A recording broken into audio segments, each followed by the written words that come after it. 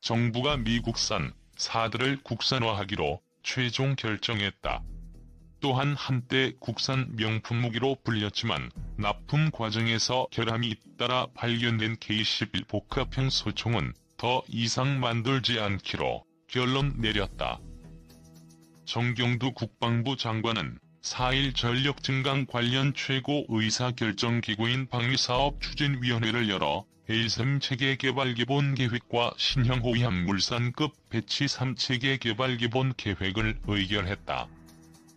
K11 복합형 소총에 대해서는 중단 결정을 내렸다.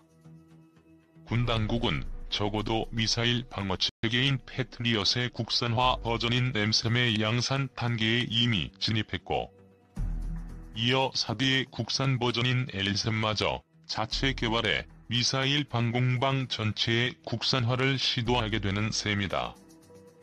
이번 결정에 따라 M3 사업을 주관하는 국방과학연구소는 이달 중으로 방위산업체를 대상으로 L3 체계 개발 계약을 체결할 예정이다. 체계 개발은 무기로서 성능을 가진 완제품 상태를 말하며 2단계에서 성능 평가를 거치면 양산 단계로 진입한다. 체계 개발은 사업비 9,700억 원을 투입해 오는 2024년까지 완료할 계획이다.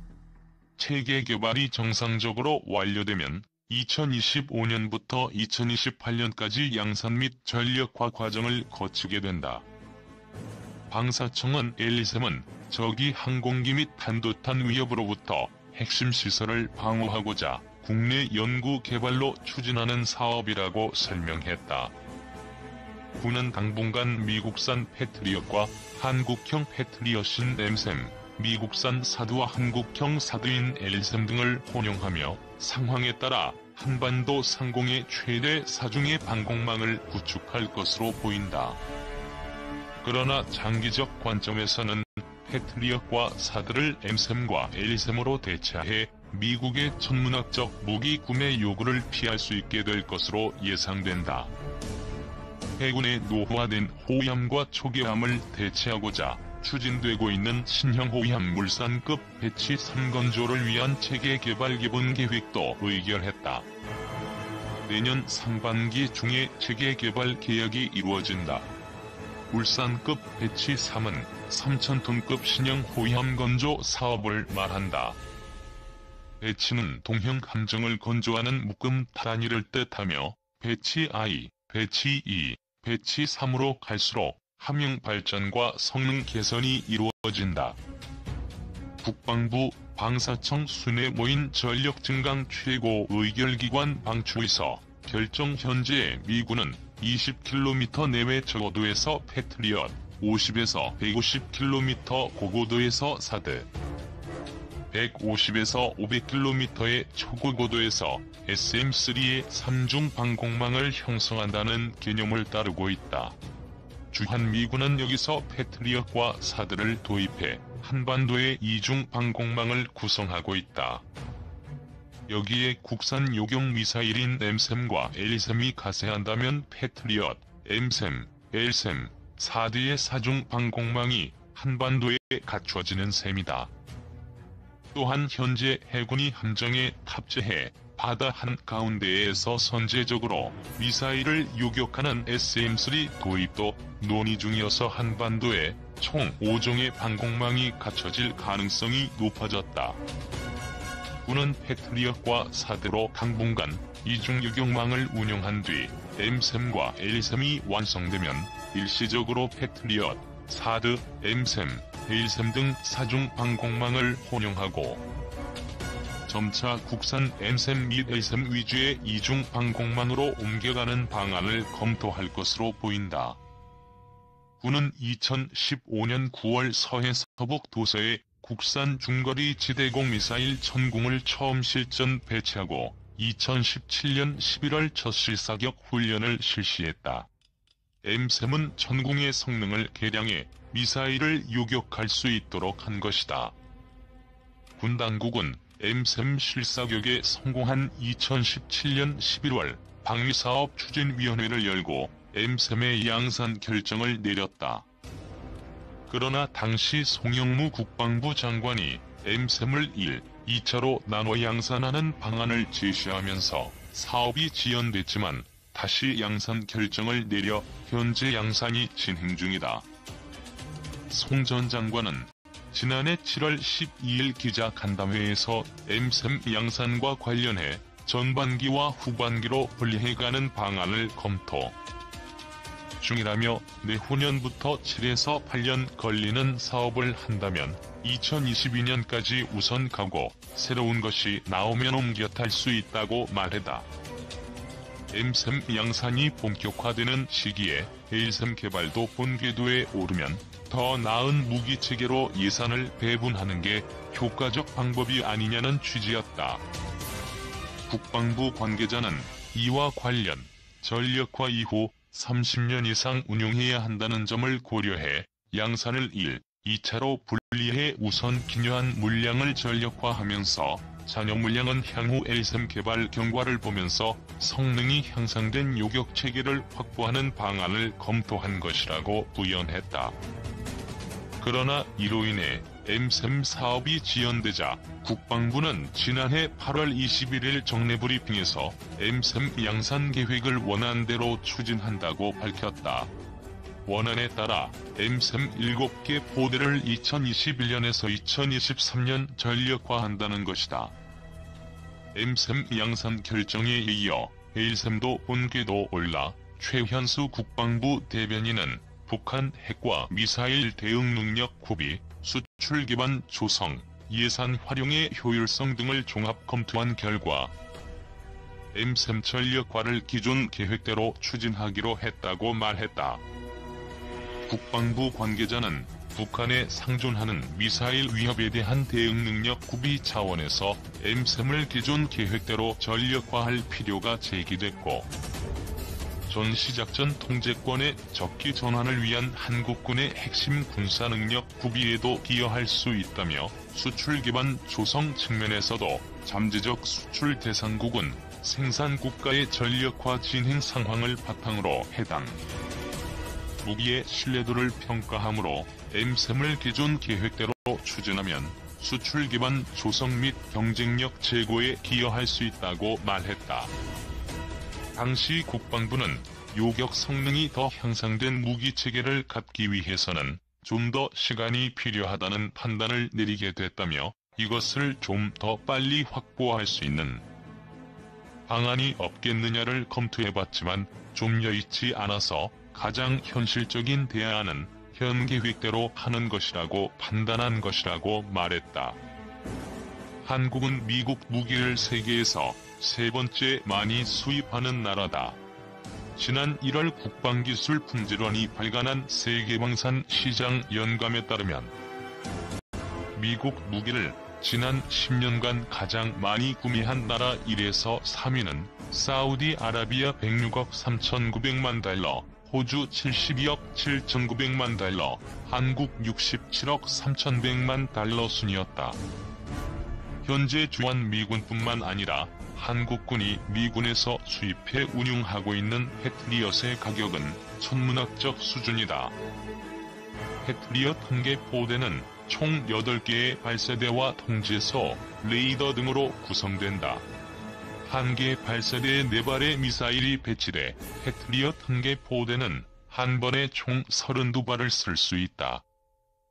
패트리엇 한 개 포대가 2회에 걸쳐 쏠 수 있는 미사일 64기를 갖추려면 약 5,600억 원이 필요한 것으로 알려졌다. 사드는 패트리엇 가격의 3배 수준이다. 사드 한 개 포대는 미사일 인터셉터 48발과 발사대 6개, 레이더 등으로 구성된다. 사드 한 개 포대 구축 비용만 약 1조 5천억 원에 달한다. 여기에 추가로 수입이 검토되는 SM-3 유경 미사일은 한 발당 가격이 약 200억 원에 달한다. 패트리엇, 사드를 국산화된 M3과 L3으로 대체하면 무기 구매에 있어 천문학적 수준의 절감이 기대된다. 군 당국이 M3과 L3을 개발해 패트리엇과 사드를 대체하는 과정에서 얻어질 기술적 능력과 자신감 또한 의미 있는 국가적 자산이 될 것으로 기대된다. 군 당국은 한국형 전투기 사업을 추진 중 미국이 F-35 구매 대가로 내걸었던 4대 핵심 기술 이전을 미의회 차원에서 거부하자 4대 핵심 기술을 국산화하기로 결론 내리고 사업을 추진해 4대 기술의 국산화에 성공한 상태다. 이로써 우리나라는 명실상부한 전투기 제조 가능 국가로 올라서게 됐다. 또한 M3의 양산 및 향후 예정된 실전 배치와 L3 개발 본격화에 따라 한국은 요격 미사일 제조 국가로 자리매김해 미사일 방어체계 수출국 대열에 올라설 수 있게 됐다. 국신형 SRBM, 4대 등 한국 MD 방어에 취약 38노스. 마이클 엘먼 국제전략문제연구소 선임연구원은 미국의 북한 전문 매체인 38노스에 일기고한 글에서 북측의 최신형 SRBM인 KAN-23, KAN-24 등은 남측의 패트리엇, 4대 등 시스템의 효율성을 떨어뜨리지만 남측의 요격 능력에 대해 여전히 취약하다고 밝혔다. 엘먼 연구원은 이에 따라 결과적으로 남측의 2개 지상 미사일 방어 시스템은 주요 자산 및 위력을 보호하는 데 상당한 역량을 갖추고 있다고 평가했다. 우선 엘먼 연구원은 북한의 미사일 위협에 대응하기 위해 구축된 한국형 미사일 방어체계에 대해 설명했다. 이에 대해 2017년 한국 정부는 한반도 내 사드 배치 및 운용이라는 미국 정부의 제안을 받아들였다면서 이는 팩3와 합쳐져 광범위하고 상향된 방어력을 제공하기 위한 것이라고 밝혔다. 이어 그는 북한의 KN-23, KN-24는 북한이 작년부터 시험 발사를 시작한 2가지 SRBM이라고 소개했다. 그러면서 이 2가지 SRBM의 최고 비행고도는 600km 이상이지만 목표물을 향해 날아갈 때 고도 50km 정도를 넘지 않는다며 이는 기존 스커드 및 누동 미사일과 다른 점이라고 부연했다. 또한 만약 위성 항법 수신기의 지원을 받거나 관성 항법 장치가 장착된다면 KAN-23, KAN-24 등은 뛰어난 정확성을 확보할 수 있게 된다면서 기존 재래식 고폭발성 탄두를 장착하는 것만으로도 군사적 가치를 보유할 수 있다고 부연했다. 엘먼 연구원은 4드 레이더인 AAN-TPY-2 및 한국군의 그린파인과 같은 장거리 레이더로 적군의 미사일을 조기 탐지해 패트리엇의 사격 관제 레이더를 지원할 수 있다고 설명했다.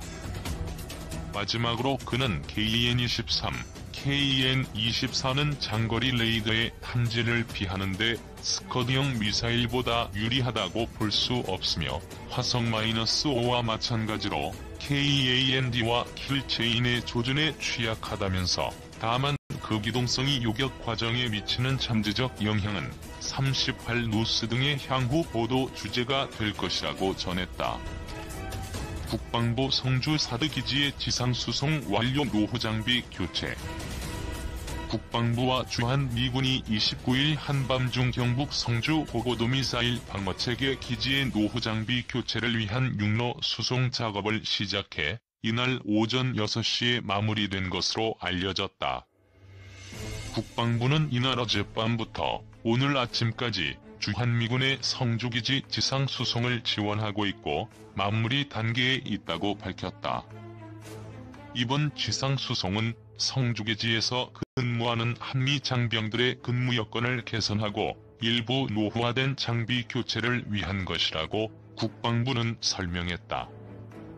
다만 4드 기지 공사에 반대하는 주민들과의 마찰을 최소화하기 위해 그동안은 공사 장비 및 자재 등을 헬기로 이송했지만 일부 장비는 규모가 커서 육로 수송이 불가피했던 것으로 보인다. 일각에서는 이번 장비 수송이 추가 배치를 위한 작업 아니냐는 의혹도 제기했다. 국방부와 주한미군은 작년 8월부터 사드 계진의 장병 숙소의 생활환경 개선 공사를 진행하고 있다. 국방부는 이와 관련해 여러 차례 주민들과 협의를 진행했지만 합의점을 잡지 못한 것으로 알려졌다.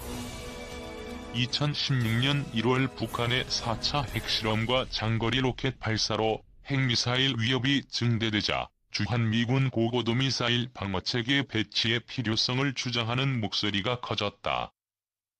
한미 군 당국은 같은 해 7월 경북 성주군을 사드 기지 부지로 정했다. 이에 시민단체와 지역민들의 거세게 반발했지만 같은 해 9월 북한의 5차 핵실험의 여파 속에 성주골프장이 대체 부지로 확정되고 사드 배치가 추진됐다. 사드는 고도 40에서 150km에서 탄도미사일을 유격하는 고층 방어체계다. 고도 40km 이하의 하층 방어체계인 한국형 미사일 방어체계와 함께 하층 방어체계를 구축한다. 주한미군은 지난해 2월 국방부에 성주 사드 계진의 부지 70만 제곱미터에 대한 사업 계획서를 제출했다. 계획서에 따르면 국방부는 환경부와 협의해 일반 환경 영향 평가 절차를 밟아야 한다.